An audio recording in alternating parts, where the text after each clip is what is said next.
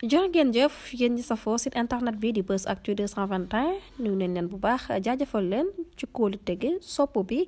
ak topp bi nga xamante ne rek yi nag ñu koy topp bu leen fàttee abonné di bës cloche de notification yi ngir mën a am yeneen i info jaajëfal nañu leen bu baax ci ànd bi ak topp bi nga xamante ne rek nag ñu koy topp ci site internet bi di Buzz Actu 221 li gën a fës ci bopp xabaar yi nag dañu koy du rek di Ahmed Suzanne Camara nag dinay fanaan guddi gu njëkk nag ca ndungu siin ko fa yóbbu nag di juge bu 3e cabinet yëf yi nag da dinay leer kii di Ahmed Suzanne Camara nag dina fanaan guddi gu njëkk rek ci prison mbir mu nu mel nag juge d'instruction bu 3e cabinet moom moo ko daal di dëggal kii di Augustin Faye nag daal dinay topp rek tànk procureur de la république ci réquisitoire bi nga xamante ne rek dugaloon na ko bu ñu sukkandikoo ci xibaar yi nga xamante ne rek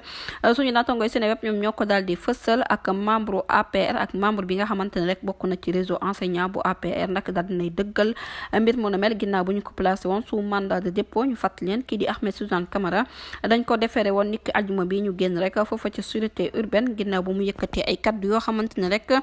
njort na ne teggewul benn yoon jëmale ko nag ci ndawal buur wala loon nag ñu daal di koy teg loxo ba noppi rek gis na yooyu les kaddu nag lii di suñu loi da koy dal di bañ jamono ji nag kii di Ahmed Suzanne Camara fas na yéene amal guddi gu njëkk ca ndungu siin jërë ngeen jëf ci ànd bi bu leen fàttee abonné bés cloche de notification yi ngir mën a am yeneen i xibaar